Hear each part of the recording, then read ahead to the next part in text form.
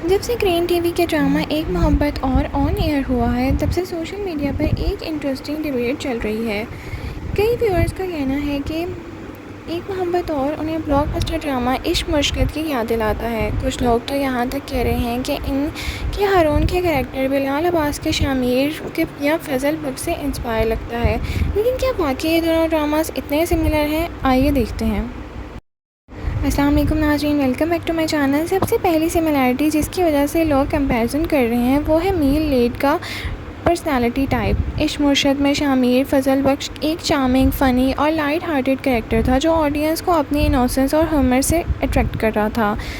बिल्कुल इसी तरह एक मोहब्बत और में हारून भी एक विटी, प्लेफुल और इमोशनली इंटेलिजेंट कैरेक्टर है। उसकी डायलॉग डिलीवरी, कॉन्फिडेंस और कैजुअल ह्यूमर के व्यूअर्स को शामिर की याद दिला रहा है।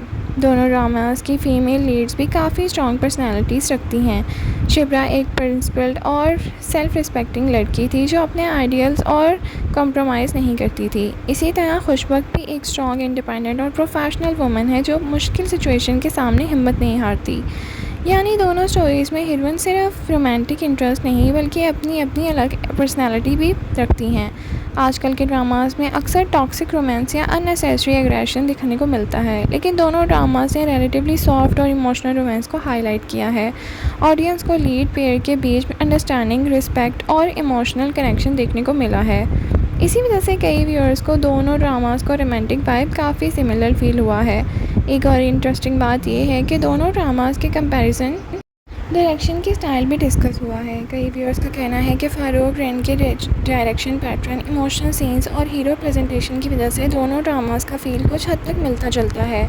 अब यहाँ आता है सबसे इम्पॉर्टेंट सवाल, क्या दोनों ड्रामास वाकई सेम हैं? हमारे ख्याल में जवाब है नहीं। सरफेस पर सिमिलरिटी ज़रूर हैं, लेकिन दोनों ड्रामास की कोर स्टोरी बिल्कुल अलग है।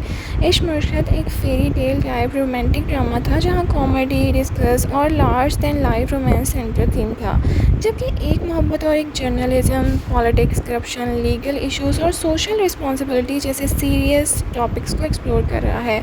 यहाँ रोमांस स्टोरी का सिर्फ एक हिस्सा है, पूरी स्टोरी नहीं।